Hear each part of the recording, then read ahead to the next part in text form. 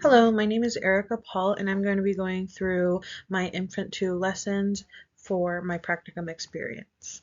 So for this practicum classroom, I was in the Infant 2 room, which is typically children between ages 12 months and 18 months. But the room that I was in, sometimes they would go up to 20 months, or they would even have toddlers in there, just depending on the ratio throughout the building.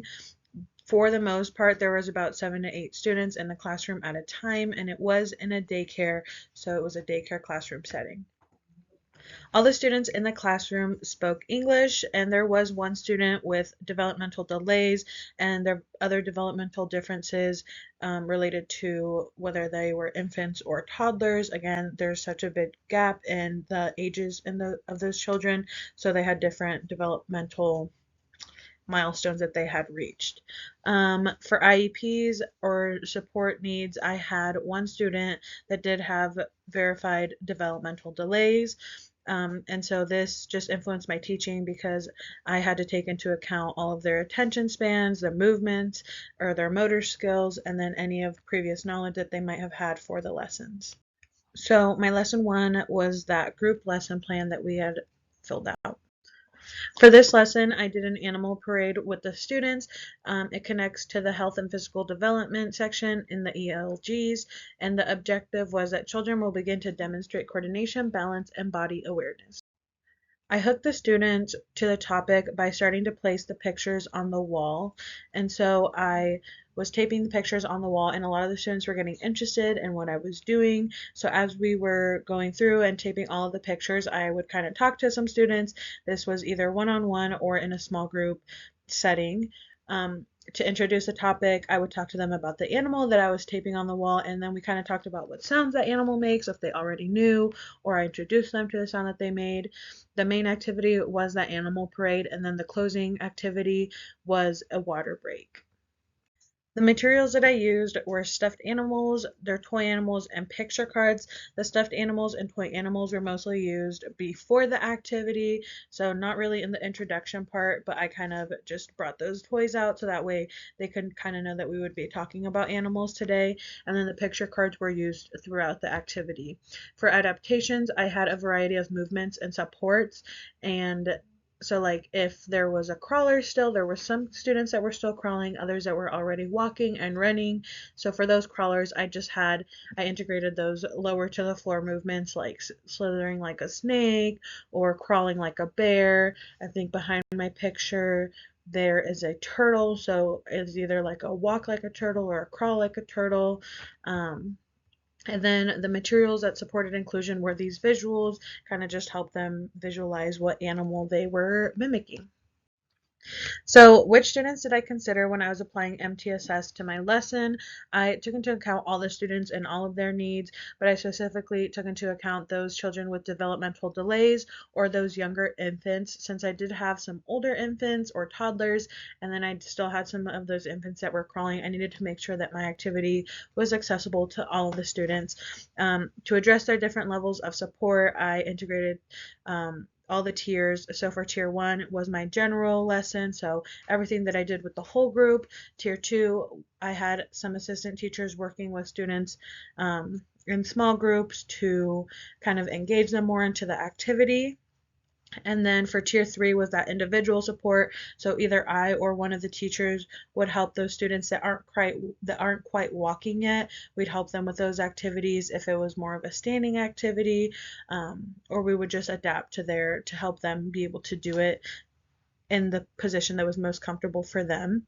How did I adapt my materials? So again, I had those movement varieties. Some of them were lower to the ground to help those students. And then I did tape the pictures lower to the ground so that way it was more eye level for all of the students. The specific changes that I made to ensure accessibility was having those assistant teachers there available to help those students. I did integrate adaptations, modeling, and differentiation into my lesson so that way I can support all learners, and I was able to use modeling and other inclusive practices to help all students participate in the activity.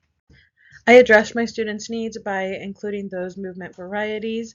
For small group instruction, it was that pre-activity introduction. So like I said, the stuffed animals and the toy animals, they weren't used for the main part of the activity, but before we even started the lesson, I worked with small groups to kind of introduce those animals and a couple of animals that we were specifically going to work on during that lesson. To provide individual support, it was me or the assistant teachers helping those students with those movements. We used physical guidance if we needed to, depending on their abilities. And so again, I did consider their abilities when thinking about what individual supports they might need. I feel like the visuals worked very well because the students were able to look at the pictures, and those pictures were a little bit more engaging for those students, and so they really like to look at them and hold them and kind of observe them. The modeling worked very well. Most of the students knew how to do the movements for each animal, but I did have to model for some students that kind of were introduced to some of those other animals, like a giraffe. They might not know what a giraffe does. And then providing them with animal choices. So as we walked around, we visited different animals. Some were more interested in a particular animal, like the bear or the butterfly, than other students. What surprised me was their previous knowledge. A lot of the students already knew those movements, or they might even have known like the sound that animal made, which was surprising to me considering they are infants and toddlers. And then the assistant teacher support. So one of my assistant teachers did a great job at supporting me during this activity. She was involved and helped get those students moving, even if they were not able to fully walk yet. She did that physical guidance. What would I do differently? I would make instructions a little bit more clear for other supporting teachers that kind of just stayed back a little bit and observed rather than being involved in the lesson, because I would have really liked if they had been more involved in that lesson to kind of get all of the students to participate. And then the visuals on the walls, I would probably start by putting them just a little bit higher, because I did have some students taking them off every time I would put them up, which just made it a little bit more difficult, but we ignored it and we kept going on with the lesson. For my second lesson was the daily lesson plan that I had filled out. So for this lesson, I started with the music activity and then we did the ball activity after. So to attract the students, I told them, hey, it is music time. Let's get ready for music time. They love music time, so this was very exciting for them. To introduce the topic, I started with a familiar song, like If You're Happy and You Know It, and they really enjoyed starting with that song.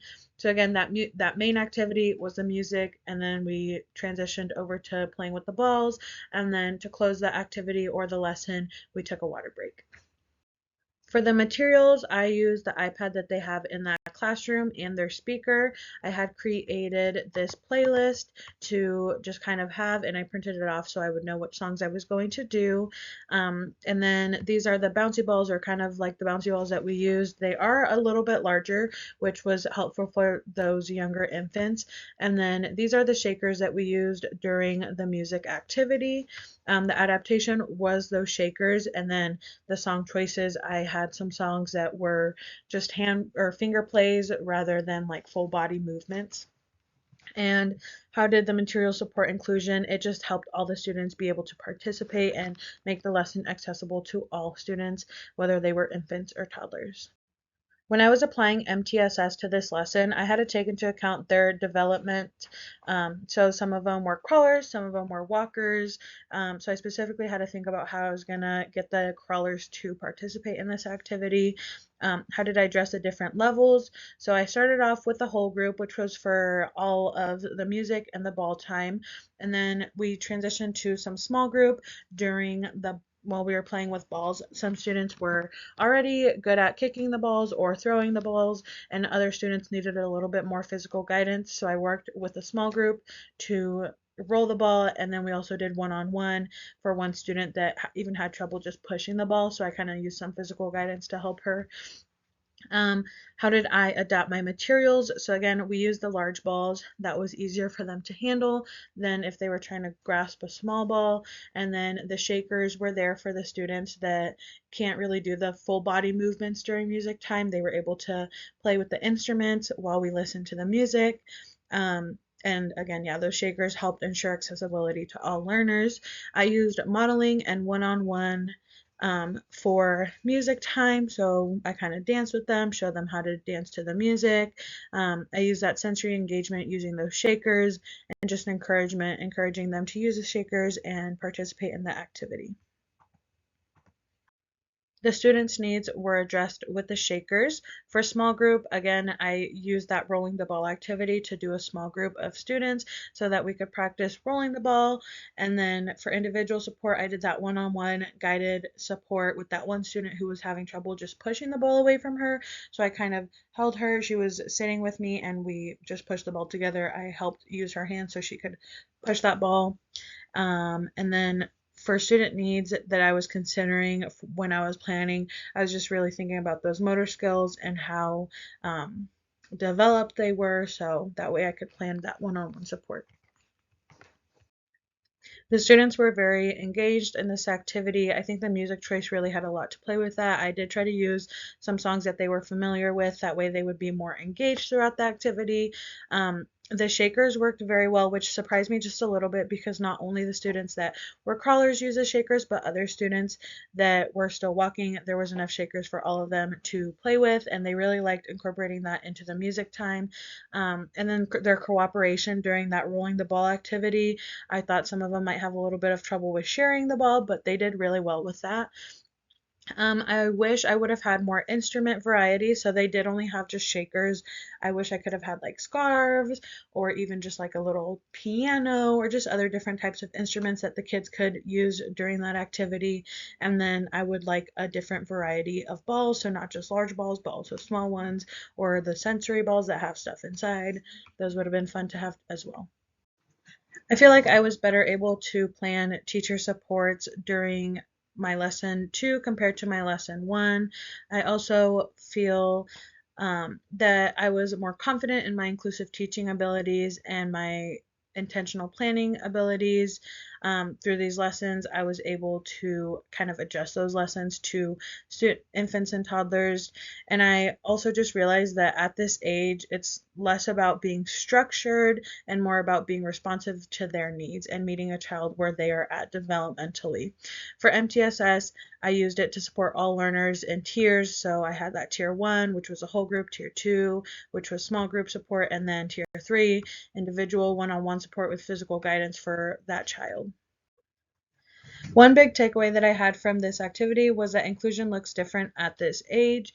So again, inclusion is not about being structured for each student. It's more about meeting them where they are at developmentally, whether that's with their motor skills or their emotional skills. Relationships are also essential. The students will not listen if they don't have a relationship with you, especially at that very young age. So it's important that you build a relationship with the student. And flexibility also supports success. So being flexible with your plans, it's not going to go exactly as planned, and just being able to adapt to the students and their needs. What will I carry into my future teaching? So I will make sure that I will be responsive to each student's individual needs.